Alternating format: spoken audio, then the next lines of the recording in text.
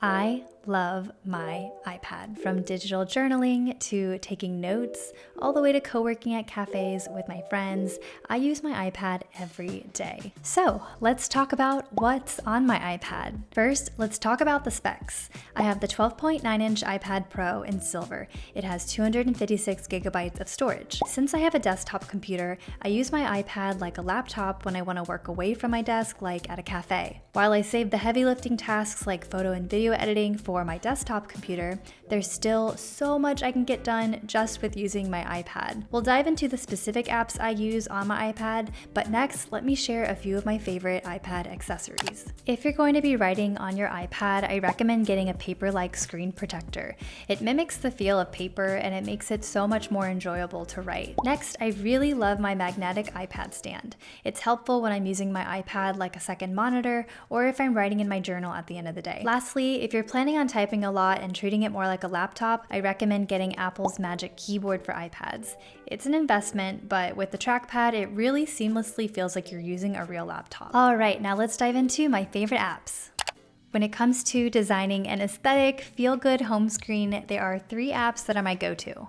First is Widgetsmith. Widgetsmith lets you customize your home screen with different sizes of widgets. From Pinterest quotes to uploading your own mood board or art that I like, I can really personalize my home screen. Next app is Shortcuts by Apple, which comes with your Apple devices. You can create your own custom shortcuts for tasks like sending messages and setting reminders, but most importantly, for customizing your own app icons to make an aesthetic home screen. This is a shortcut to my journal in the GoodNotes app, but I customized the icon to be the cover of my journal. Next is Reminders, another free app from Apple. I use reminders for my shopping and grocery lists that I share with my husband, but I also like to keep an intentions list on my home screen. I display these little reminders as a widget to keep front of mind. When it comes to work and productivity apps, I use several different ones to help me stay focused and organized. Here are some of my favorites. I like to keep Google Calendar as a widget on my home screen so I can see what's coming up throughout the day. I task batch and have themed work days, which helps me get the most out of my weeks. I share more about my approach to Google Calendar in a separate video, and I'll link that down below. I briefly mentioned GoodNotes earlier. GoodNotes is a PDF annotation app that lets you take handwritten digital notes. You can annotate PDFs, highlight, draw,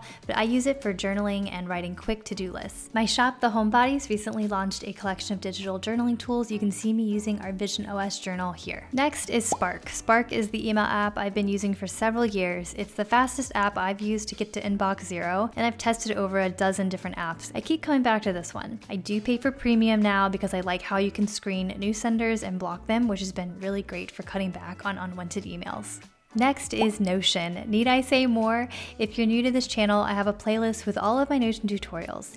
TLDR, Notion is an all-in-one workspace for task management, projects, note-taking. Me and my biz would be nothing without it. I organize my entire life in Notion, and that is not an exaggeration. The experience on iPad can sometimes be glitchy, so desktop is still the best way to go, but I still use Notion on my iPad every single day. Next is Slack. Slack is a messaging platform that I use to communicate and collaborate with my small team. It really helps with cutting back on long email threads, and we can send voice messages, hop into video calls, share files, and just keep in chats during the day about different questions that pop up. Another favorite app I use for work is Canva. If you're a small biz and not yet using Canva, you've got to hop on it. It's such a fun, creative platform to help you create beautiful graphics, presentations, branding assets, and so much more. I use Canva to make all of my YouTube thumbnails and pins for Pinterest. It's super quick and easy, especially once you already have your template set up with your own branding style.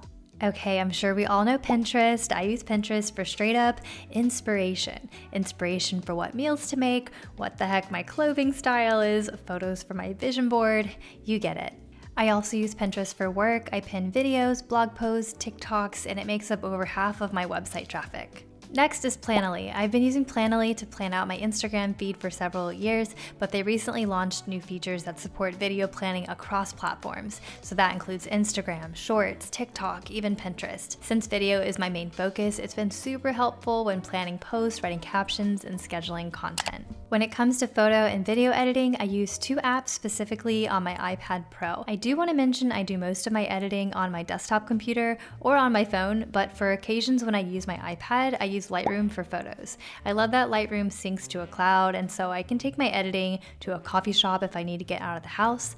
I have my own presets that I made over the years, so it's pretty much copy, paste, paste. VLLO is the app that I've been testing out on my iPad. I mostly use my phone for short form video editing, but sometimes I'll edit on this app on my iPad. It's nice having a larger screen if I'm not at my desk. I tried editing a vlog on this app and it was a really good experience, but I never did end up posting that vlog. So I do have to say it's an interesting app, but I mostly use InShot on my iPhone for the quick vertical video edits. And then on my desktop computer, I use Final Cut Pro. Another app I've been using quite a lot recently is called Wanderlog. I've been using it to plan my trip to South Korea.